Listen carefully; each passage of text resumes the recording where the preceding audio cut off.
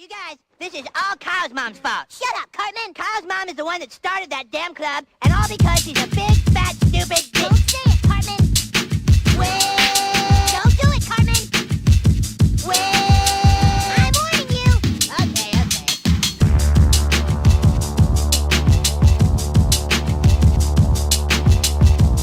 Hello, peasants. Want to kill all humans? Work there, dude.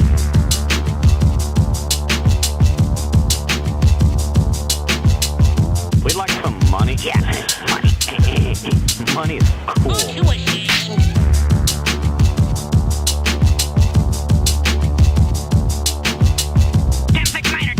We got whores in the city. We need backup now. Don't be so dang literal.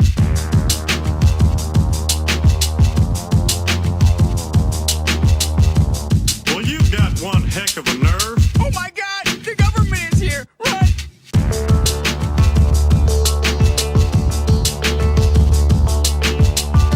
Hey, barkeep, whose leg do you have to hump to get a dry martini around here? Ich bin ein Springfielder.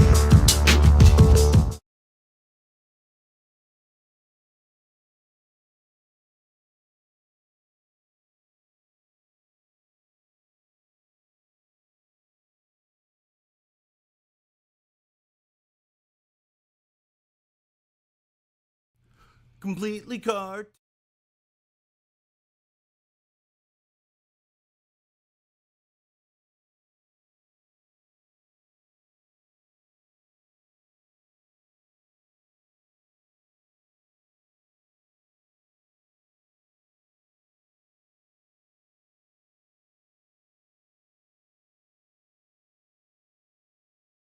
All right, everybody. What's up? What's good? What's happening, man? Here we are. We're back live, not in person, here on Skype again. Pre-recording because still recovering from shit during Fest. You know, can't believe it's been a whole week. It's been over a week. We're 9 days away from Steeler Fest proper, right? Today is Wednesday. Yeah, today is Wednesday, and when we first recorded last week, the day after Steeler Fest, it was hard for me to you guys were asking about it, and we were talking about it, but I still hadn't totally processed of what happened. and now I'm now I think I've kind of got it worked out in my brain, and it's just been man, it was so fucking awesome. Everyone who came through really just fucking showed up and just kicked ass, and the bands were the greatest thing I've ever saw. All I can say is Neuroviolent and Knights in Steelers Service were unreal. Unreal. I literally just got off the hype of seeing my favorite band's last show in an arena in Canada, and I'm like, that was my bar. My bar was set high. Bro. And then literally this show was right there, man. It was fucking right at that line. So that's the thing about doing something yourself. You see the thing that you love, and then you take it back. You do it yourself. You sprinkle your little magic on it. You find willing people, quality things, and they do match up. Because honestly, just the feeling in the room in general from everybody. The feeling in the room was that, this was the show. This was the place to be. and that's what you want, right? You want to create a thing where when people show up, no matter if it's 5 or 5,000, you want them to feel like they're in the spot. You know what I mean? They're taken care of. If they want to get loose, they can get loose. If they want to hang by the fucking wall, they can hang by the wall. That's what it felt like, man. Everyone was kind of hanging around. You want to create a space where people feel good. And that was Steeler Fest. Yeah, I wanted Steeler Fest to be, as satanic and metal as it is, I wanted it to be a love fest too, and weirdly, that is both Satanism and metal. Yeah. There's a lot of love wrapped up in both of those, really, when you crack them down to the core, see people moshing to Dwayne, and for Dwayne, literally, when he said Night of the Wolf, I kept thinking the whole time, I was like, man, I remember So like it's fun. I don't think I may have said this story here, but you know how Near Violent got started, right? How? So Tell me. So we started Portrait of Payback. Reeves and Will were talking about, hey, we want to do some drum and bass songs.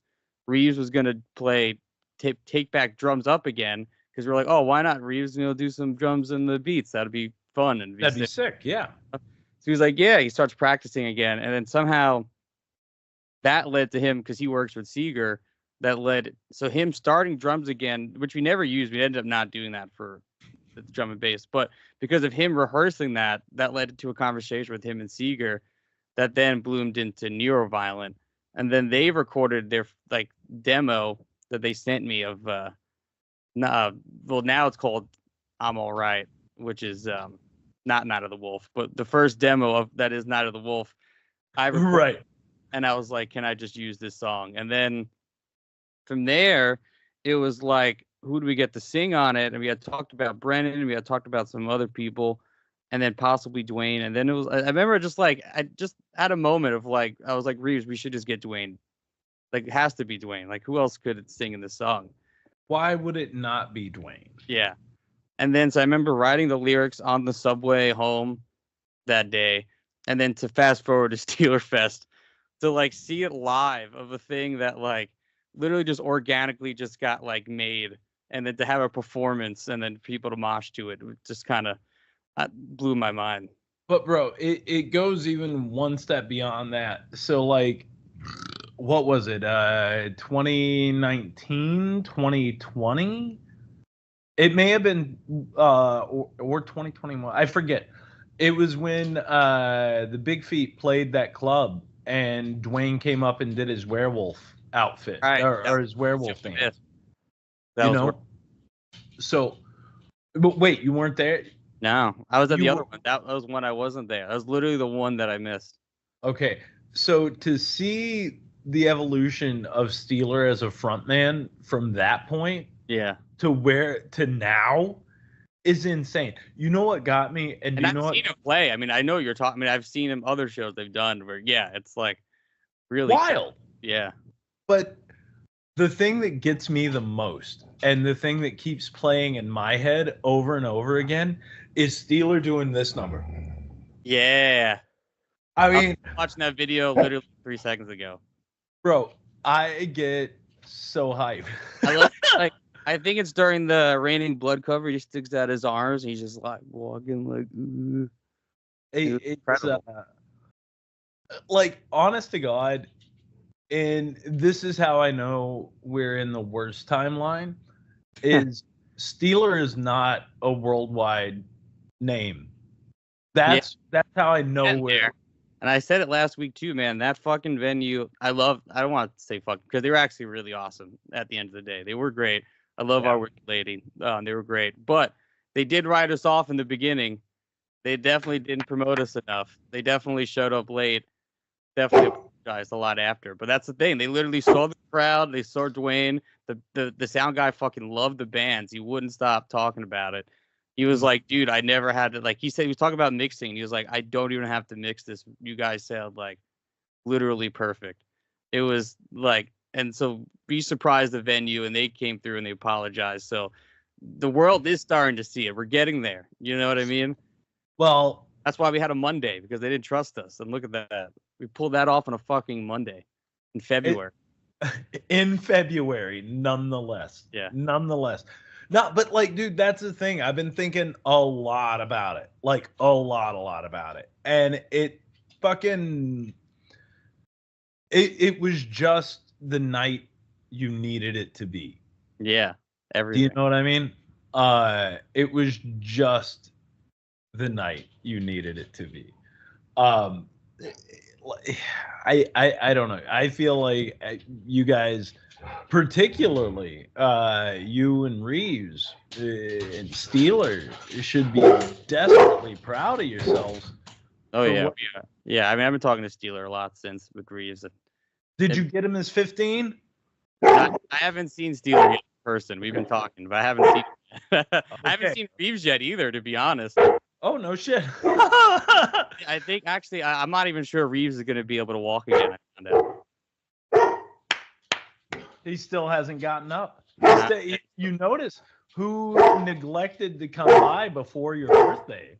Yeah, Not exactly. last week when we recorded. He carries much shame. He wanted to talk shit from the comment section, but no. Wouldn't show in person. But if he wanted to, I don't think he could. I think he's still stuck in the wheelchair somewhere. The neck brace on. With his neck brace on. Whatever. What if he never gets out of that neck brace, right? What if it becomes like an Andy Kaufman scenario? You know what I mean? Yeah, we've been talking about it. Dwayne the King Steeler, right? You know what I mean? And it was funny. Our good former friend of the show here, Sam Zang, gave me a call on my birthday. Oh, He was, what happened to Reeves? I was like, he broke his neck. And he was like, what do you mean? I was like, Steeler threw him off a stage. He broke his neck. He's like, no, you're fucking with me. I'm like, no, dude, call up Reeves. Call up Reeves and ask him. And he did. And then Reeves was like, I'm not sure if I'll be able to walk again. That's hysterical. Like, you fuck around, you find out, man. Don't try to step on Dwayne's night.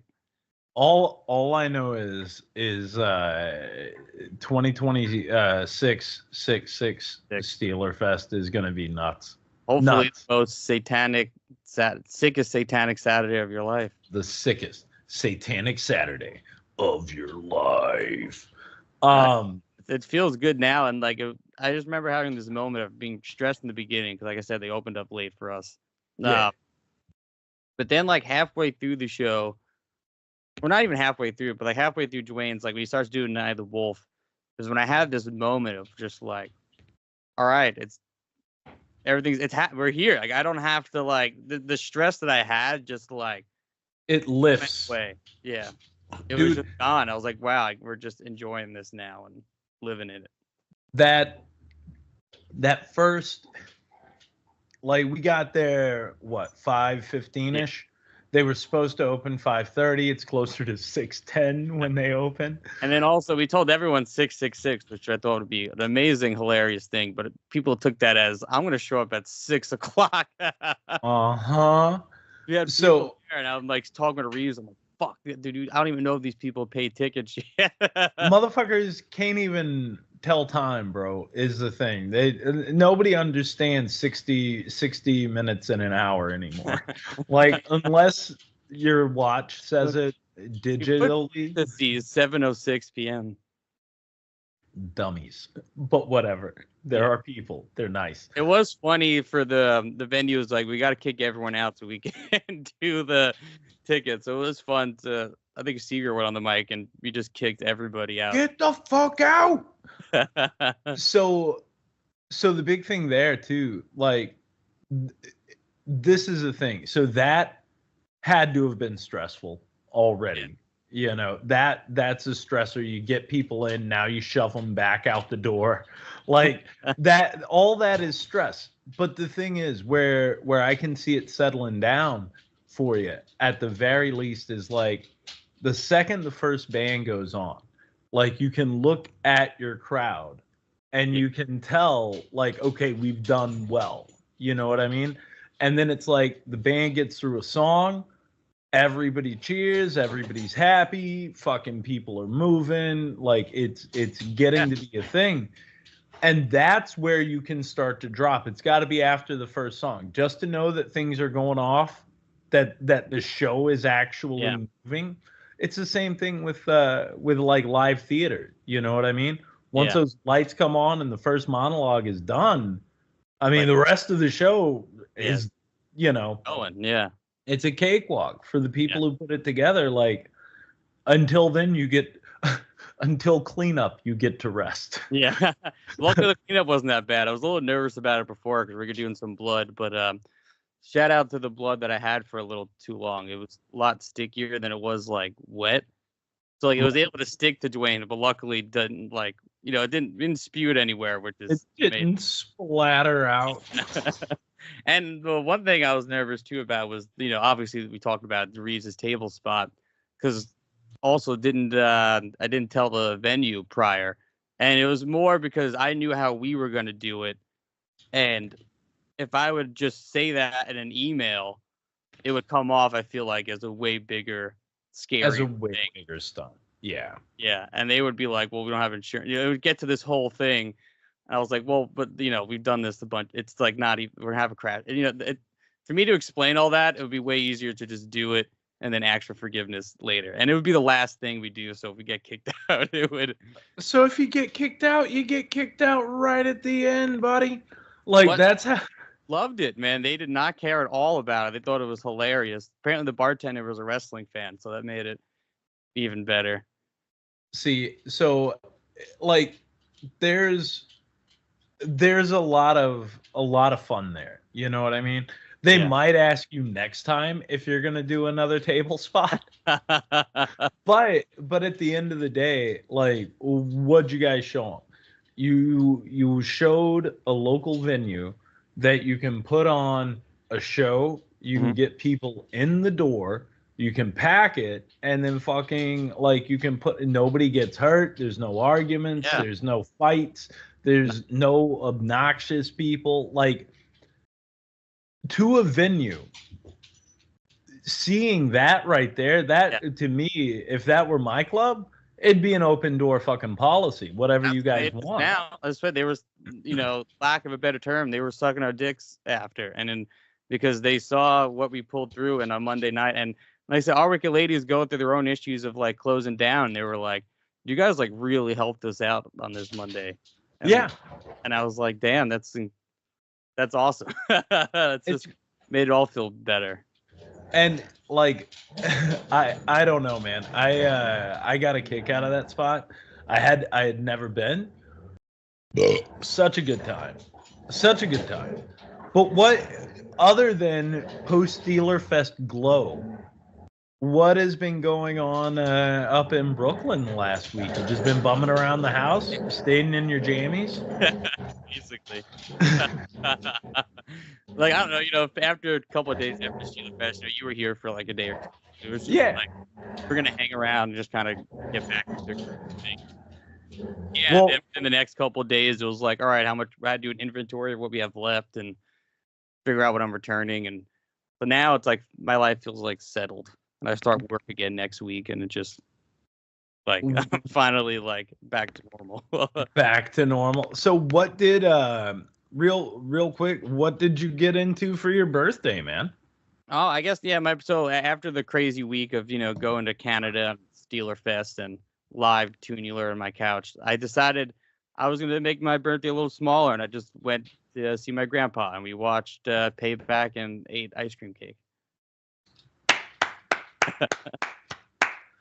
You know what? Ever since I have known you, you have always made this like a huge, either a trip or like you've been out. Usually it was California.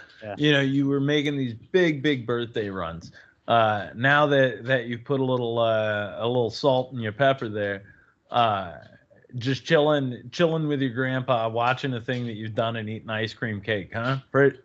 Pretty good birthday, James. Yeah, it was amazing. Pretty awesome. So good. Yeah. And my grandpa loved Payback. He wouldn't stop talking about Reeves going through the table. That's awesome. That's amazing. I'm just desperately curious to know what's next. What do we shoot for next year's Steeler Fest? What is the new thing? I don't want to announce things yet until balls start rolling, but the plan is my goal is I want to shoot two things this year.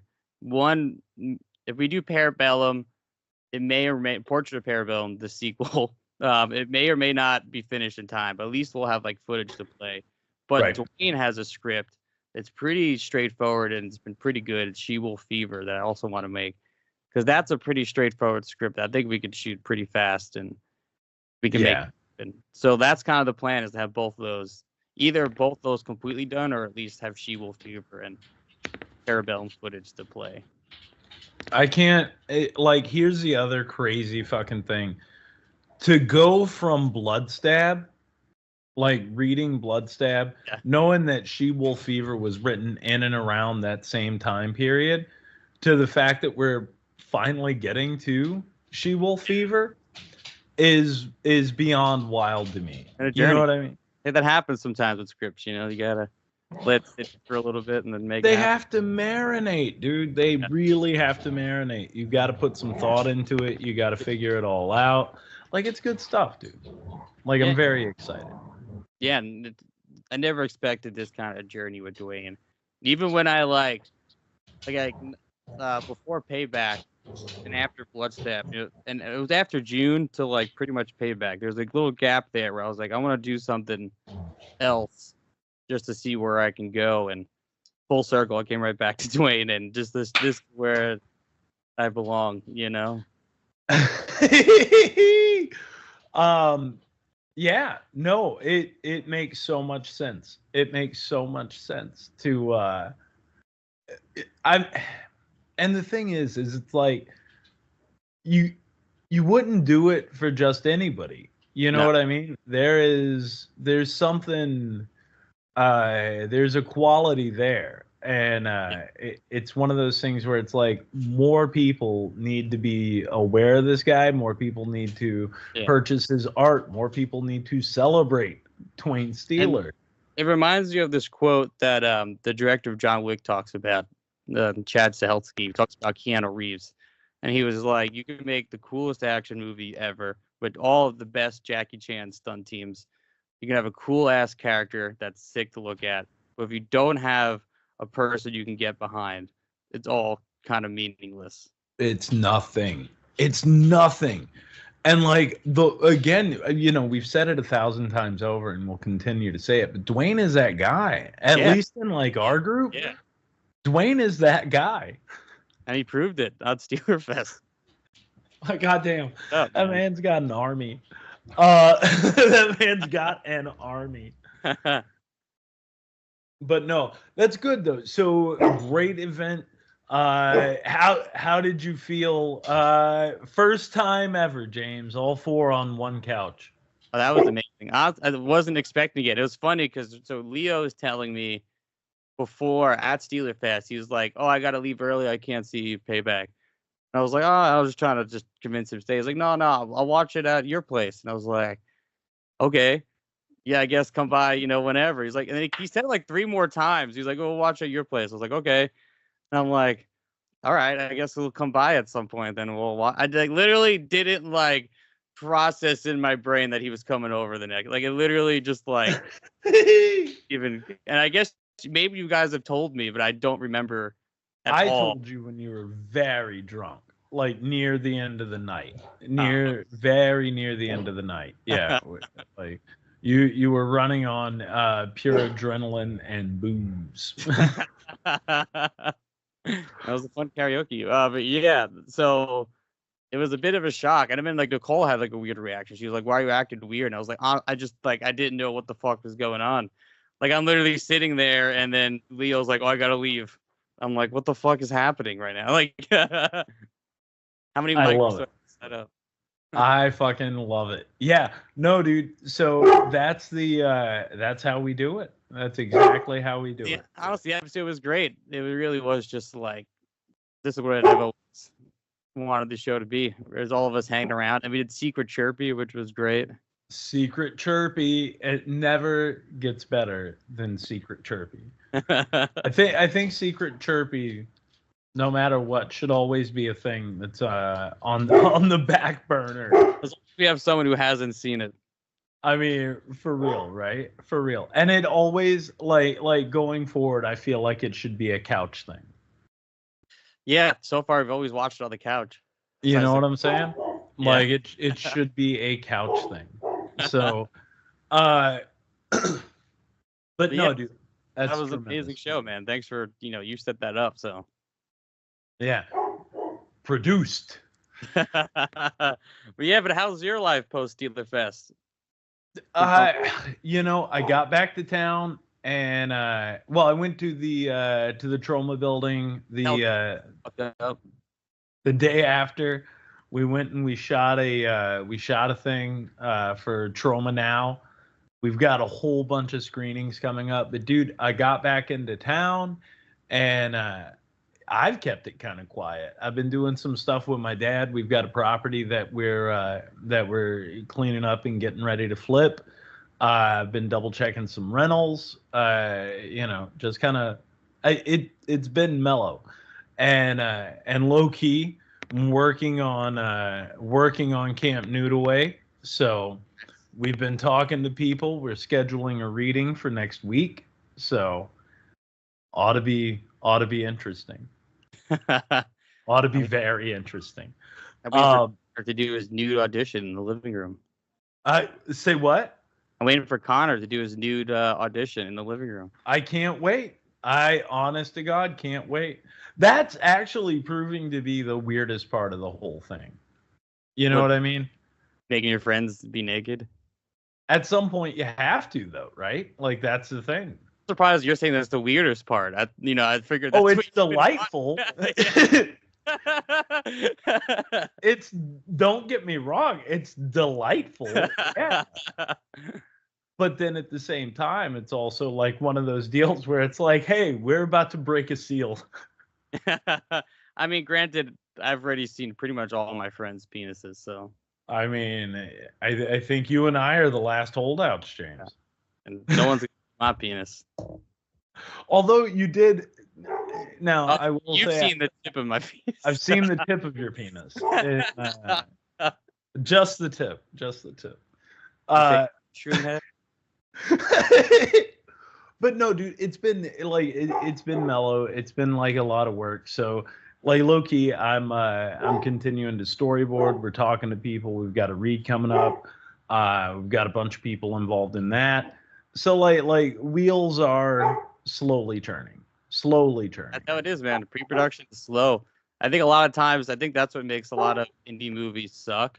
It's not necessarily the lack of pre-production, but I think it becomes the go to be like, I have to make this thing right now. And it's like, well, if you just take like a little time, even to just make the script better, it'll be better. Bro, if like there's something to be said. And even in like even doing Parabellum, you know what I mean? There's a lot of stuff we gotta prepare and kind of set. But even doing it like part-time, you know what I mean? Not doing it like 10 hours a day, whatever. Even doing it part-time, any bit you can put in is good. You know what I'm saying? Like any little bit you can get in. But one of the challenges that I have is that a lot of times I don't sleep, and I guess you could say that's a common side effect. I was trying to use the mushroom dickhead as that's the good one too. Yeah, common side effect. New show. So excited about it. Yeah, dogs. Well, and Jen just got in too. So Mike Judge's latest thing, right? Yeah, well, he's executive producing. He's not a creator on the show. I don't remember the creators' names, but yeah, I mean, for me, if Mike Judge, he doesn't just put his name on kind of anything. Yeah, nor does he just lend his voice to anything. Yeah. So I would suggest he's, as far as an executive producer goes, he also, he's not just stamped on there. He's likely very, very involved. Yes, by a guy named Josh Barnett and Steve Healy. Got it. But dude, this is right up my alley. This is right up my alley. This much, yeah. Like, at the end of the day, it's a story about two high school friends that have sort of stumbled upon a mushroom that is basically like a panacea. It's like a cure-all. Like it holds very mystical, magical, healing sort of properties outside the realm of just psychedelic. Yeah.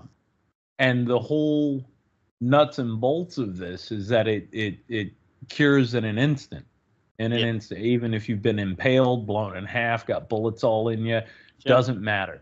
If you can eat a mushroom, it pops them little suckers back out. And then when you have a thing like that, of course, that's when the government and pharmaceutical industries are like, no. And Okay, so the whole I don't know how whole- deep I want to get into the conversation about it now before we get into the plot, but that's what well, I I always. mean, that really sort of Yeah. is kind of the plot in a nutshell. Big pharma's coming after this to subvert, subdue, to basically halt the progress, to take over the mushroom, to keep it secret. Why? Because what happens if we find the thing that can cure everything? All of a sudden, they're out bazillions of dollars. Yeah, the whole industry is literally dead of like drugs and doctors and all of it. Not just one industry, bro, but like a billion different industries. So, and that's the other crazy thing, right? So you start looking at like how dominoes could potentially fall. And we should say, as we record this, we are 3 episodes in to the show. I picked the 3 episodes because Steeler Fest was a lot. I wanted something short. And we watched it together immediately after Steeler Fest. Yeah. Vaguely remember it. I was kind of stoned on your couch. That's why I had to rewatch it at least 2 more. So a big, well, that'll be good because I'm very much more involved in the conspiracy, and I'll let you talk this story. But the thing there is, man, is it's like it's not just one industry; it's several. Yeah. So pharmaceuticals, all medical, all over-the-counter drugs. You would never need another aspirin. Oh, yeah. You know what I mean? Yeah. Any Band-Aids are out of business. Band-Aids are done. It could literally like flip what's happening in the world, and for this to come out hot on the heels of Luigi and the whole United Healthcare thing. Right. I didn't even think about that. Yeah, it's like heavy, and it's very much to borrow a turn of phrase, it's in the zeitgeist, man. That's a good question too, because I mean, even hilariously, also, I mean, I don't think it was on purpose, but Shitstorm also got finally released on Truma Now around the same time, which kind of talks about the same stuff. We know the pharmaceutical industry. But what do you think? Like, do you think that's like this is like if this existed, this mushroom? Like, is that something we should push, or is that like too good where it does fuck up more than the shittiness that is like our healthcare system? Wow. So, okay. Yeah. No, it's a heavy question because the altruist in me, the person who wants to believe in the good in humanity, would want for us as a society to be like, oh, here are these special healing magic mushrooms, right? Yeah. Right? These healing sort of things. You would want those to be made available to the public for nothing, is what you would want, right? Because they should be. You should be able to have your healing mushroom garden in your home. You should be able to set that up. You should have access to it at no cost because it is natural, because it shows up. The problem is going to be, no matter what, and what is proving out in the show is big business, big government. They're going to get involved as soon as possible. And the thing is they wield money that's very small to them, but very massive to the people who make these discoveries. Like a lot of these people, regardless of whom they are, like the job of a scientist, while it may seem, glorified in a lot of media and television, it's usually very ugly. They're usually kind of poor, and they're always waiting on the next grant. So just kind of stuck in a cave until someone gives them money, and then they can pull that funding whenever they wanted to. Whenever they want to. And then you're stuck with what? A bunch of notes and no lab and no ability to do shit. Nothing. If you discover anything and you happen to be out on your own and you tell one person, even a right person, like immediately that person's going to tell somebody else and so on and so on. And the next thing you know, you got the fucking DEA, the fucking FBI, they're showing up at your door and they're like, let me see your glowing blue mushrooms. Yeah. Like it's sad that we as a population couldn't even take something that good and make it freely available. No. Water, a necessity for life, is not even free. Yeah. You know what I mean? Yeah, I was watching it was like a couple episodes of Kill Tony ago, and this dude, he runs a restaurant, one of the people came up, and like they read his Yelp reviews on air, which was really funny. But one of the reviews was like, you charge us for water. And he was like, yeah, I'm in California. Like, and he says on the mic, he's like, yeah, I'm in California. You know, water is expensive. And it's like, yeah, you know, states like that, you know, New York, I forget we have such an abundance of water a lot where it's like, we can just have, when we go to places like California where it's like, no, like they have to like import it. Where it's a constant crisis. Yeah. A constant crisis. And that's the other thing that's like at the end of the day, very, very, again, wild. It's so in Westmoreland, in my hometown, and I can use this as a great sort of a thing, especially with regard to water, more so than necessarily healing mushrooms. But we would get our water piped up from Gallatin, which is like 17 miles away. Yeah. And then it's stored locally and they keep pumping more up. But all that does is inflate cost. And back in the 80s, rather than investing in like local infrastructure to keep those costs low, they invested in piping water up. So to this day, the average water bill in Westmoreland is between $100 and $120 a month. Wow. Where I live, my water bill is $30 a month. Oh shit, dude. Okay. That's so, and like that disparity is really, really difficult to reconcile, man. Yeah. Like it doesn't make any sense to me. When I lived up in Oregon, our water bill was roughly $40 a month. It wasn't terrible, you know what I mean? So I don't understand it, but you know, somebody's got to lay the pipes. Pipes cost money. Okay, cool. Lay the pipes.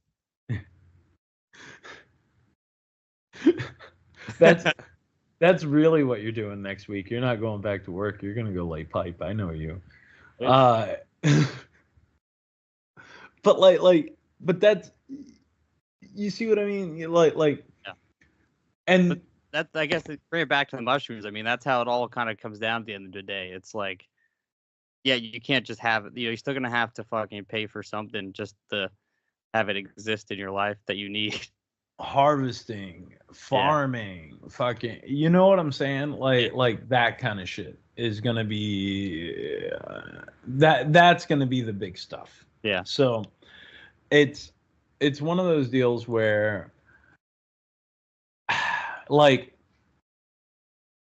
there's always a cost that's inherent. And if you could trust the government, if you could trust the people in charge to do what genuinely is in the public's best interest, yeah, and not in private businesses' best interest, then the taxes that we pay, everything else, could go into farming cure-all mushrooms. That'll never happen. Never, ever, because too many people have too deep of pockets. The other fucked up thing, James, and this has been a thing that's been coming up a lot. People are talking about old Elon Muskie. Elon Ma. He's got enough money that the guy could single-handedly like take care of hunger and or housing in our country. Healthcare by himself. right? Yeah. So why don't they? Don't Yeah. care. Well, don't. I earned this. This is my money. This is my stuff. You don't deserve any of it. You didn't come up with an ugly ass truck. Well, neither did he. Designers did, and that happens to be the shitty one that he picked. Like, so, but do you see what I mean? Like we've created a culture over and over and over again that really does thrive on the individual, and that does thrive on like sort of that level of success. You look at like a Bill Gates, and regardless of what you may think of him, the guy actually did a whole lot of good with a whole lot of his money. Yeah. So it's give or take, and you know, you can't tell somebody how to spend what they've earned. Yeah. But at the same time, like that would be my hope for me, Yeah. is if I had like 3-4 billion, we could take $1 billion and do something okay with it, because we'll never work through the rest of it.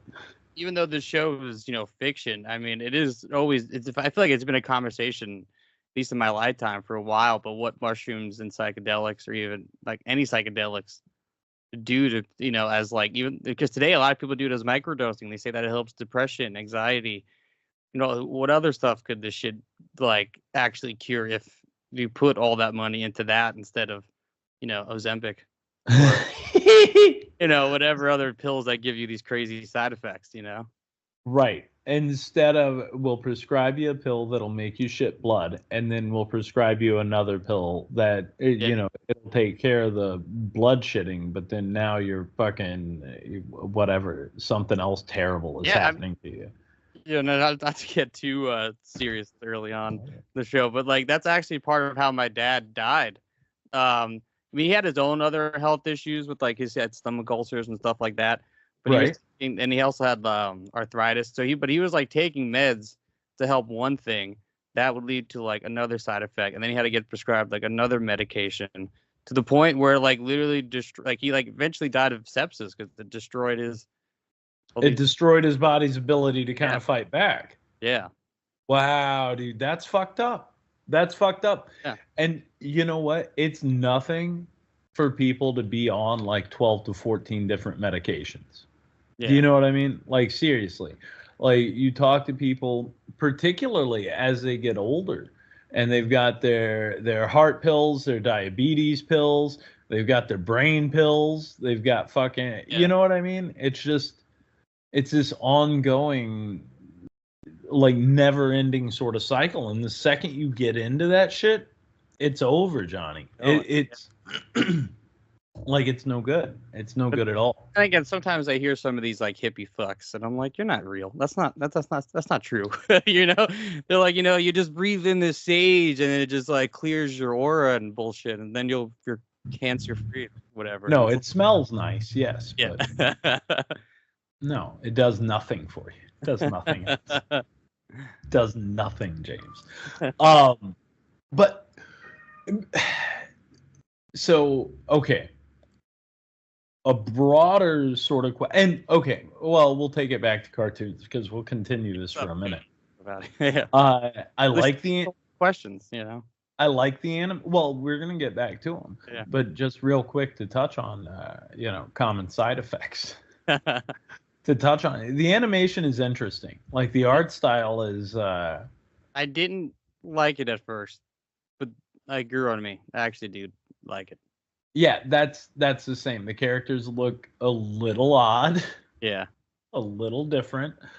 Because it almost feels like a Mike Judge animated show, but not like it has the characters are almost like King of the Hill, but then they're still drawn weird enough that they're not in that same vein. Right on the corner of it. It's like where you really see it is in the faces. Yeah.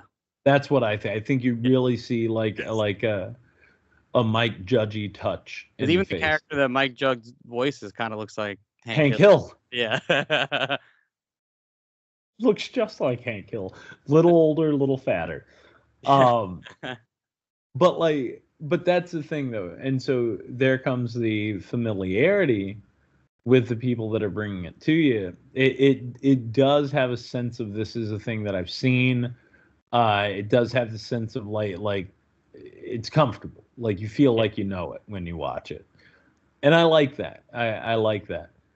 I like that it's headier than most of his stuff. Like this runs fully in the same vein as Idiocracy. Yeah, and I actually feel like that's a common theme with Mike Judge. Even when it's as silly as like a Beavis and Butthead or like this, I feel like he's always commentating. Everything he does is a commentary on like the society of the people that he's witnessing and the world that he's living in. And Yes. you look at even Office Space, you know what? It's about working in an office, Office Space is hands down one of the greatest things ever made. Yeah. Like from start to finish. And it's because like no matter what environment you've worked in, everybody understands a workplace. Yeah. Everybody gets it. But where Office Space like genuinely shines is in needling in on those characters and then sort of hyper focusing on like one or two of those traits, right? Like with Milton, the nerdy guy who always talks to himself, who burn the whole place down, burn it to the ground, just mumbling to himself, right? My stapler. And then the boss, I forget his name right now. Yeah, the guy with the coffee. Like, hey, can you get those ECP reports done? Thanks. Smarmy motherfucker. Like I've worked for people like that. Like you get it. And the fact that he gave it mostly like a hardcore sort of gangster rap fucking soundtrack. That's the stroke of genius, dude. In Office Space, that's the coup de grace. That's what makes it shine. Yeah, I mean, for me too, it's always like I think it's Jennifer Aniston, right? That's in the movie as the girlfriend. That bit where she has to wear all like the flair. Like as me, like I never worked in a restaurant, but the same was with like retail, where it was like, oh, you only got all the fucking Target bullshit on you. What do you? Express the target. That's a real thing they do at TGI Fridays. You can dress up your apron in your flair with your buttons and your pins, but it all has to be like sanitized workplace appropriate flair. I can't wear my human centipede button. I can't wear my fucking fuck off button. Yeah. Yeah, but that's the shit that I love about Mike Judge is that it always comes down to some relatable, real commentary, even when it's as goofy and crazy as it is. And that's what I think this show really strives on because, I don't know if they put this out specifically because of the shit with Luigi, if like that's why they released it now. But it is insane for the show to come out in this time period where our health system is like a big conversation. Bro, and psychedelics, even I feel like even bigger conversation than they've ever been when it comes to health. Bro, I literally think that this was already, I'm sure, on the docket. Yeah. If for release, they knew like 6 to 8 months before this was coming out.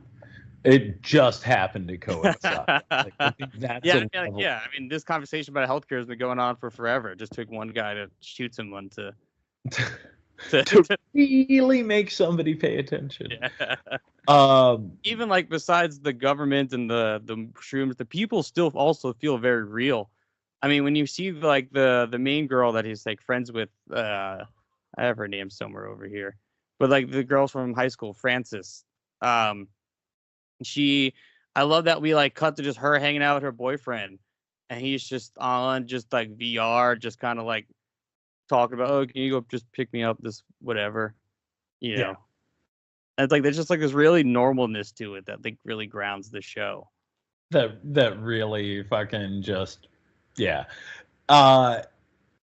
again, that's the thing with Mike Judge. He does human very well. The boss being like, I mean, I know you can relate to this, but the boss man like talking about what's going on, looking at what's happening while he's just strolling through his phone instead of paying attention to anything else. But like, he does human so well. That's the thing that you can't. It doesn't come naturally to everybody. Do you know what I mean? They try to force situations, but it's these weird, like, little subtle touches that you find throughout Mike Judge's work. Tom Anderson from Beavis and Butthead. It's the two teenagers come over to cut his grass. Like, how much simpler and more Americana can you get before shit goes crazy? Well, what happens when they come to cut his grass? Oh, they fucking steal his riding lawnmower and mow everything in town, except for his yard. Yeah. Yeah. The conversations though that this show like starts to open up, and I'm super curious as to where it's gonna go. Same. So take us through sort of story, James. Take us through like the episodes. So the pilot starts off with him. I think he's in Peru, and then he's getting like chased down. So he's living a nice life, looking at mushrooms, and then is like suddenly getting shot at by like a helicopter, and he escapes Peru. His plane goes down. No, I love the beginning too. Where he's like chasing the plane. And he's like, you couldn't have waited one more minute as like the plane's like about to fly away, and then the dude gets fucking shot right in the head, and then the plane goes down and stuff. And then you meet the other girl, Frances, she's like a marketing for a pharmaceutical company, and they're looking for a new drug.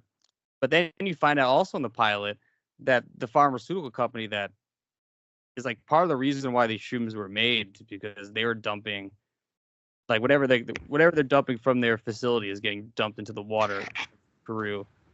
Yeah. And then because she also hasn't told him yet that she works for this guy Rick that he was talked about before. And I actually think that he does know about this mushroom when she brings it up to him in the second episode, because he has like a weird reaction, and the fact that he brought up the company, I think he knows more than he's letting on. They've been and that's also how like big business, big shifty things move, right? They're not gonna say a word.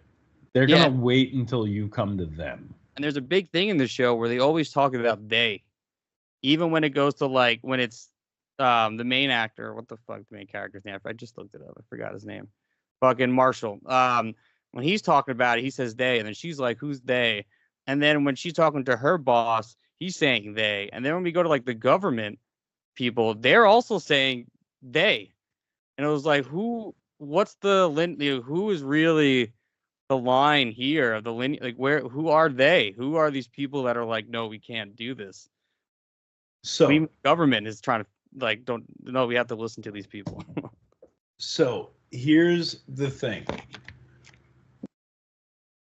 They, because you hear about this in like any sort of political talk, you hear about it in any sort of like businessy talk, you hear about it when you talk about control or anything. It's always they, the thems, the theys of the world. That is anybody that's not you. That's who they are. But really, in reality, like the notion of this they, here where it'll apply, I think, hopefully, I don't know how many episodes this is supposed to be, 6 or 10 or whatever, but I promise you by the end of that, you're going to find out who they are. Yeah. And I promise you, it's some sort of fucked up, weird shadow government. And if it's not a fucked up, weird shadow government, aliens all day. Aliens all day. That crazy with the aliens? I think it could. I mean, even though the shroom's pretty true, I don't think it's. It feels pretty. The show's pretty grounded to suddenly go aliens. I don't know, man. You start talking conspiracy. You start talking magical healing plants. Like, I feel it's funny too that like you can go back, let's say 10 years ago, telling people that like aliens and magical shrooms. There's going to be a conversation in our current the state of like government and like actual conversation to talk about at Congress, I'd be like, that's, you'd just be a fucking lunatic, like ranting about aliens. And now it's like a thing that literally Congress is talking about right now. Okay, so to that end, to that very, very end, here's the thing. Yeah, it feels like it could be a massive stretch. But if you look at the show and to the point you just made, yeah, there's always been a connection between psychedelics, life on other planets. Mm-hmm. A lot of times you look at these plants that heal or have the psychedelic properties, mescaline, peyote, anything, psilocybin, anything that has you commune sort of with the gods, right? Any of that kind of stuff, it always lends itself to the notion of from whence we came. And like a lot of times that involves star people. A lot of times that'll take you like we are from the stars, is Mushroom Show. So yeah.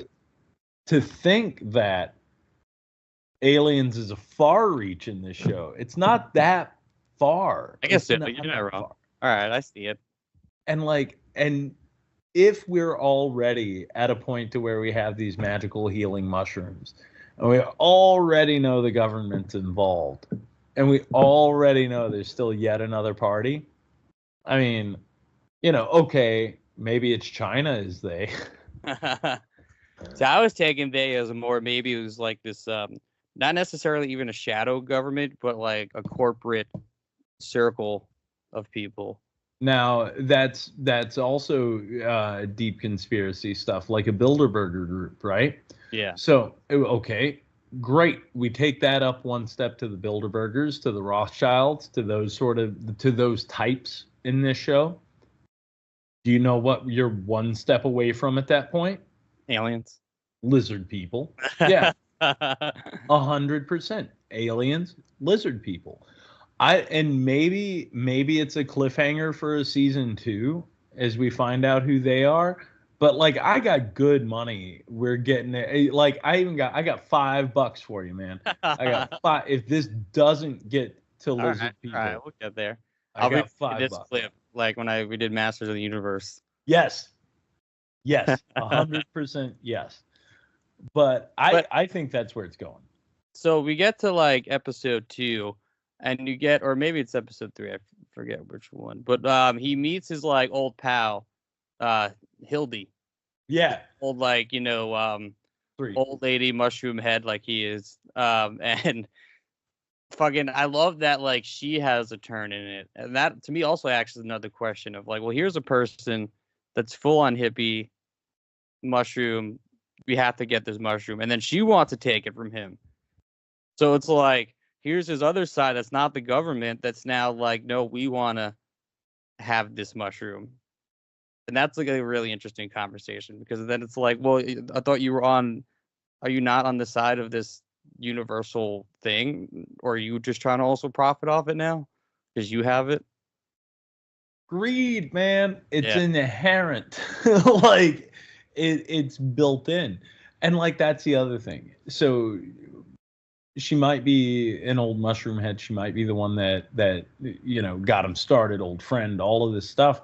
But again, never probably fully revealed her hand in all this or what she's looking for.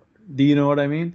Like, it comes off as just like all those like, college kid, fake hippie people who are like, no, fuck the government, fuck this, fuck that. And then the second they get some money or in a position of power, they immediately are just a different person. They flip. They flip. And you see it happen so much. So much. And like it's tough because, and weirdly it reminds me, I guess, of like video game play. Okay. Oddly. Because you know how in a lot of games, in a lot of life, you've got these choices to make, sort of like the lesser of two evils. Yeah. Or do you take the third path where you continue to carve it on your own? right? Like what game are you playing? How are you aligning? And then what do you find out at the end of most of those games? Both sides are equally as corrupt. You know what I mean? Yeah. And they're just really fighting for the same exact purpose, but to be the ones to do it. You know? Does that make sense? Yeah, everyone wants to be the guy. Everybody wants to be the man. But yeah, and too, fuck, I was just about to say it. There's a point where he's like, fuck, I totally forgot what I was gonna say. He was gonna fucking yeah. So the government so there's the two cops, right? Right. Remember, there's like the two detective cops, which are also actually one of my favorite characters in the show. That little duo they got. But when the one dude is like researching the dude Marshall online, the media that was put out about him was saying that he was a serial murderer in Peru. So who's even putting that out there? Dude, just to make this guy constantly look bad. And not a single person in the government is like, let's just bring this guy in to talk to him, figure this out. Instead, they're immediately like, we have to shoot at him. He's a murderer. We have to get him. Again, this is the whole thing. This, I think, is the overall statement. Of course they're going to shoot at him, because what do you have to do in order to sell this to anybody? Your involvement in anything like this, everybody else has to be nefarious. They have to be a murderer, and to protect your interest, you have to kill him. You have to take him out. Yeah. Like that's it. You can't have any other pieces hanging out. This is how people get blown up in their cars. Yeah, this sounds like some mob hit, but like with the government. Right. They shoot these motherfuckers, throw them in a freezer, and then take them out 4 days later to thaw, so they can fuck with the time frame of when the body started to decompose. That's the type of shit that I think we're gonna get into. Yeah. That's what I hope. Because you can go so big with so much of this, and it's like, and again, if you're looking at it from a purely evil sort of standpoint, as to what you have to do to protect your interest, when too many people know too many things, sometimes it's even just one person is too many people. Yeah. You have to neutralize that threat before they can make it a bigger problem. You got to take them out. You got to take them out. Sins. You got to keep them separated. Hey. But yeah, so with Frances, right? So she, so she clearly doesn't know much, right? And right. I think that her job is hiding shit from her, clearly, Rick. And they're about to go on this trip to Sweden for some corporate whatever fuck they're doing to like figure out what they're doing with their company. And I'm just curious if she's gonna bring it up, because right now in her mentality, the mushroom doesn't work. She gave it to her mom with dementia, and it didn't work immediately, but we see at the end of the episode that it did. Yeah. Yeah. I'm curious how she's going to go on this trip and what's going to happen there. What's going to be going on? I mean, oh, goddamn, dude. And that's the other thing. Like, this hits on, like, all your hopes, too, right? Like, as your people get older, as they start to have these issues, as these things come up, you wish there was something, anything you could give them to help. Well, the question is too, what I was thinking is, should, like, if we had a miracle mushroom like this that can cure everything, save our lives, should we live forever? As who we are as humans, isn't dying also a part of the cycle of what life is supposed to be? Dying has to be a part of it, I think. But I'm not meaning like tragic loss, but just in general of like there has to come an end. Yeah, and if we live forever, I mean, how much resources are we going to keep destroying, and then how much overpopulation are we going to keep being? That's the biggest problem to face. The other thing is, like, okay, so if it then becomes a matter of like, because your bodies can only reproduce for a certain amount of time. Yeah. Okay. Unless you can full-blown reverse the aging process, I do think there's going to come a point in time where everybody will die. I don't think this makes you immune to everything. I think it keeps you healthier longer. That's the bigger Yeah, I mean question. that makes more sense. I was just thinking like the grander scheme of it. Well, now we can cure everything. Does that make us live longer? And well, yeah, and you're not wrong, but then that's where you have to dip into space exploration. That's where you start getting into things like sort of calling the herd. Like that's where you get into all of these things. The other question that I have, and it'll sound like a goofy question, and I really don't want it to. But there are two groups that seem to be like outlaying to me, right? Yeah. Like differently abled adults, adults, people who may have like Down syndrome, Okay. Yeah. right? Does this cure that? Oh, interesting. We see how it cures dementia. So yeah, I mean, I guess it would. So it all sort of depends. It also is a thing where it's like, okay, we've That's seen a guy get. And maybe this sounds ignorant, but is that something to cure?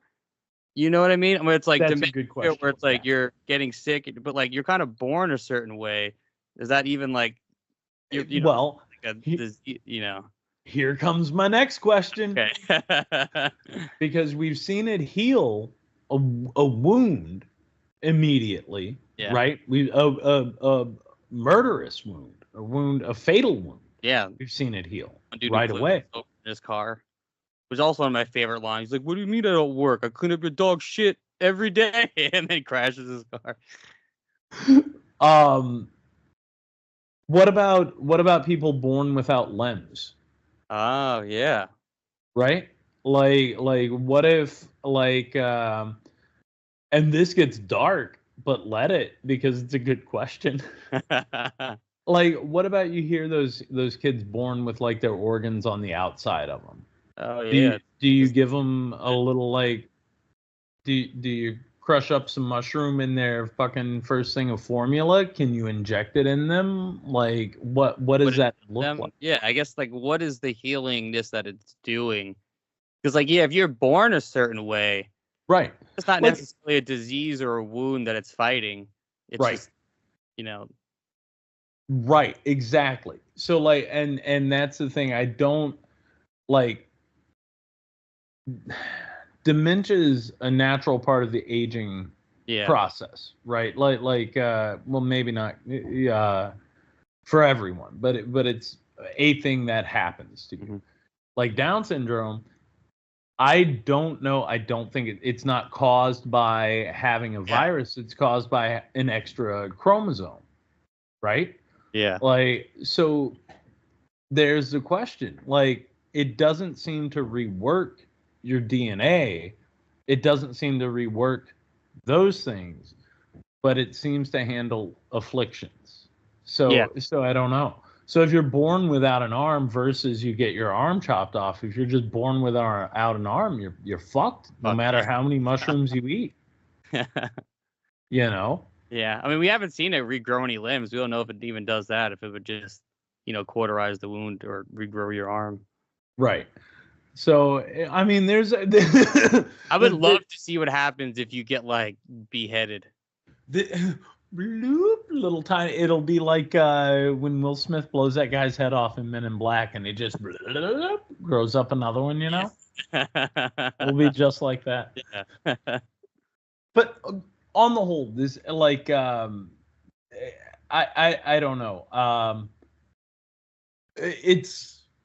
I enjoy this so far because it is like a little bit deeper, and it's funny, but it's not like slapstick goofy funny. Yeah, I was talking with Will about it. It almost feels like it has that. And it's because it's Mike Judge, but it feels like it's like King of the Hill but then mixed with like this like conspiracy like show, you know?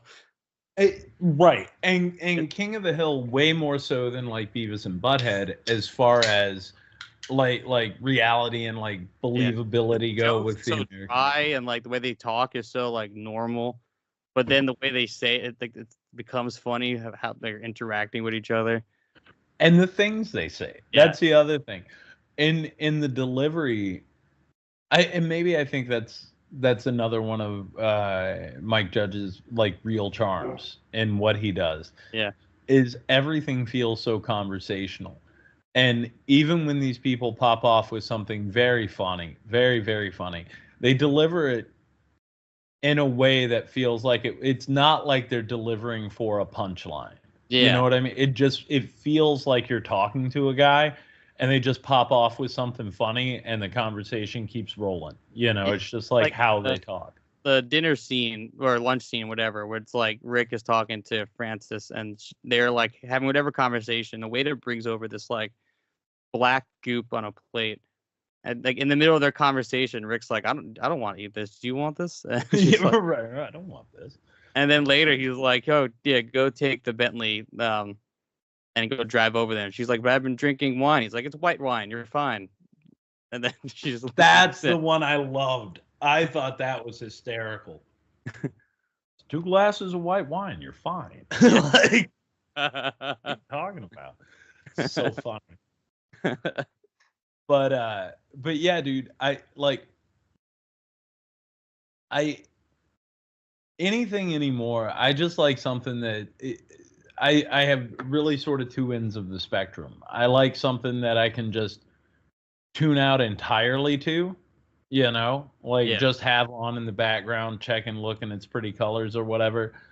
Or I like something like this. It's a little more subdued, has really good like story and content, and it feels what's the word I'm looking for? Like it very like contemporary, very much like where society is right now. And this feels like that. This it's a great show for 2025. It really is. And like I said, I don't think they even really understood how relevant this show is going to be when they put it out, you know? No, and I just hope that viewers see that. I hope that people watch it. Yeah, I mean, this show, I saw some ads a while ago. That's how I found it initially. But yeah, I don't really see a lot of promotion. Well, HBO, I gotta like look for it a little bit. Yeah, outside of HBO, you don't really see it, but like they have been pushing it hard on Max, like hard on Max, and good. Like they know they've got an audience there, and the way all these streamers have like fucked and become one giant streamer. You know what I mean? You're seeing you got Max on Disney Plus now. Yeah, crazy. So weird. So weird.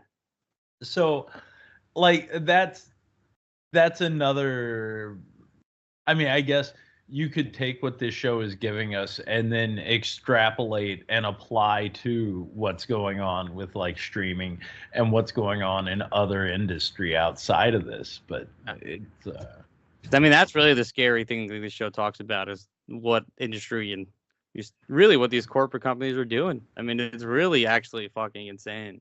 What they're worse. What they're capable of, dude. Like, how long do you think it is before we have one real company? Yeah, I mean, people keep joking about Elon, buying the country, but that's like literally that's what he did, and that's what he wants. He wants one company that this dude's gonna run, just to run every fucking thing. At a certain point, Netflix, Disney, and Amazon are just gonna like become this fucking thing. It's so ridiculous. Like I just started Amazon are working with I think it's DoorDash now. So now if you have Amazon Prime, you get it's like when you get your DoorDash, you don't pay any extra like fees or whatever now on your DoorDash. It's a part of your Amazon Prime. See, don't those drivers already have enough to do? Yeah. Especially in New York City where they're fucking all that dumb congestion pricing. And they can't even take a break to pee. They can't even take a break to pee. They have to use bottles in the warehouses. Yeah, also we can just get our fucking packages in 2 days. I mean, I do like that though. Yeah, I mean, it's definitely convenient, but that's why I don't mind also fucking over Amazon when I return shit. Yeah, no. Whatever, dude. Like, whatever. Fuck them. Yeah. It's fine. It's fine.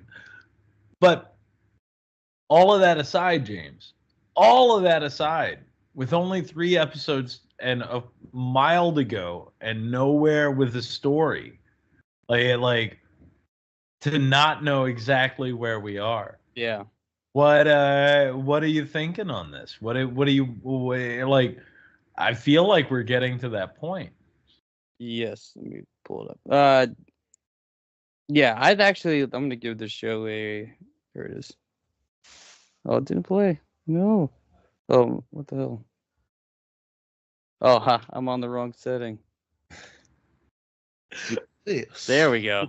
I haven't, because I had 4 people on here the other day. I had to change all my settings. I figured it out. Success. Yeah, big success, man. Yeah, like I said, at first it was just kind of like, we were stoned on my couch. I was like, really didn't know what to expect from it. But I've been seeing ads for a while, so I was into it, and rewatching it, and then thinking about like the way this show makes me think about, psychedelics and like our government and all these prescription meds. It's like, what really is the better venture to be in, and how much are the people above us truly lying to us every second of every day, and what they're going to prevent us. I even think back to even what the fuck is that app called? The stock app, with the GameStop shit. What was that app called? Oh, Robinhood. Yeah, Robinhood. Remember when they were just like, nope, and they just like shut it down? It's like that you're like literally like this, it's like designed for you now not to make. Even if you're gonna get there, they'll just fucking tell you no, and that's the shit that the show gets me to think about. Is that kind of stuff. How free are we? Yeah, exactly. Like literally, how free are we? Even when we have the thing in front of us that we can have, you're still gonna be like, no. We have no choice in anything. And this is what I've always said about like buying content and buying things from like Apple TV or whatever. Like I own the majority of Doctor Who via Apple. If Apple ever decides to take that down and I have not downloaded those to my computer and I just let it exist there, I'm fucked. Yeah. There goes money out the window. You know what I'm saying? Like, so I don't know, bro. It's terrifying what they can control. The people in charge can control what you see, what you take in, what you watch, what you believe, man. It's fucked up. It's so fucked up. That's why I'm a Steeler. Yes. Yeah. But also at the top of all of it, as all these great questions, it makes you think. It is also still really funny. Like there's times I'm like literally laughing out loud. Like there's like the scene where they introduce the 2 cops and they're dancing the Beetlejuice song. Like shake. Yes.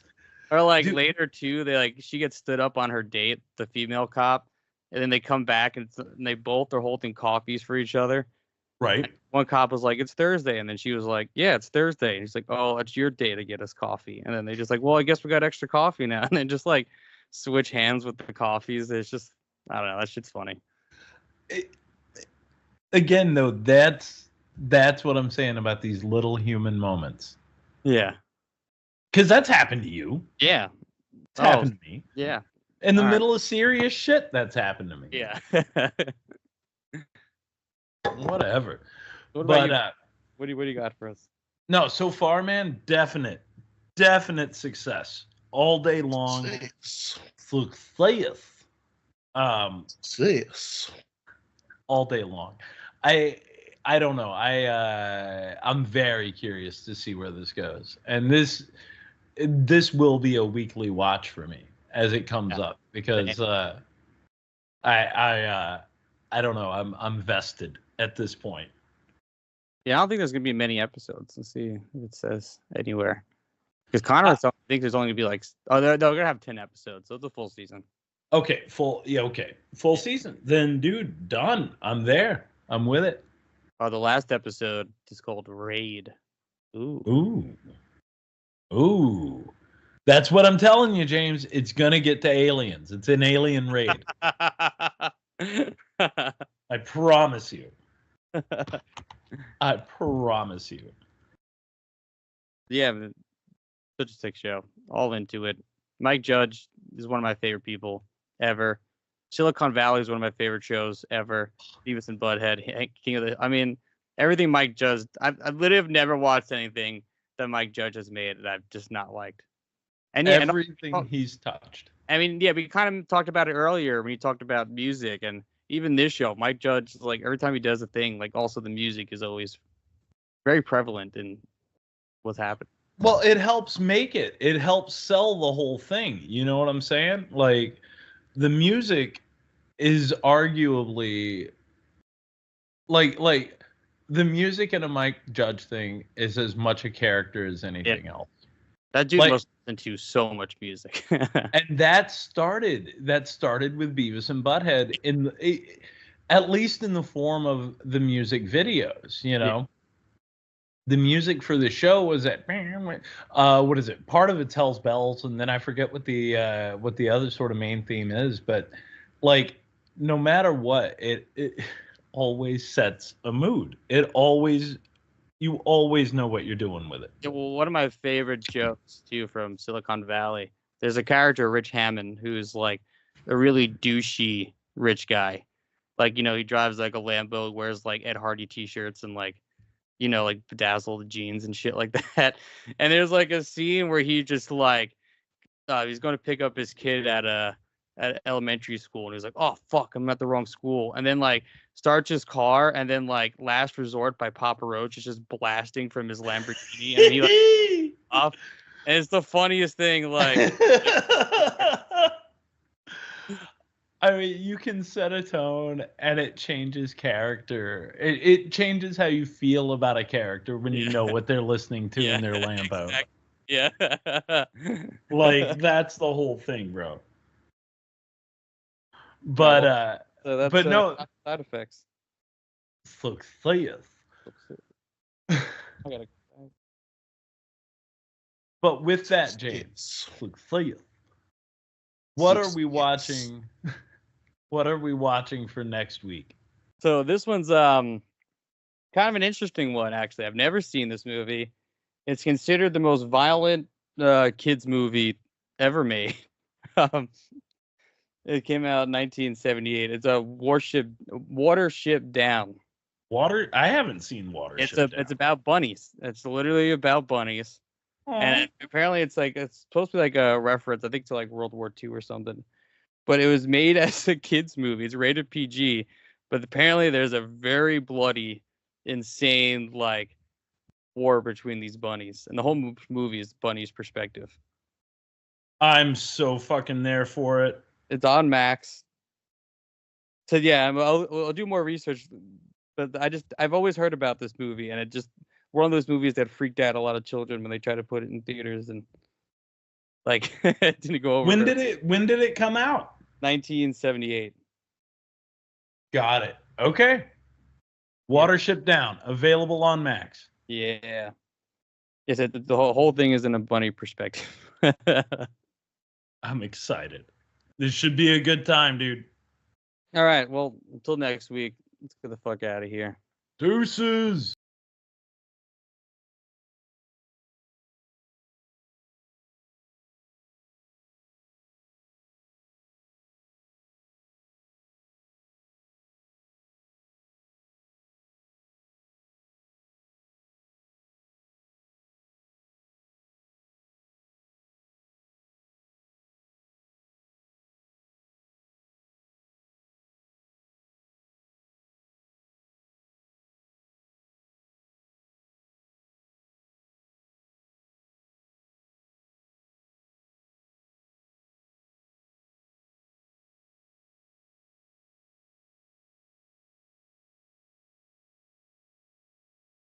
You guys, this is all Kyle's mom's fault. Shut up, Cartman. Kyle's mom is the one that started that damn club, and all because she's a big, fat, stupid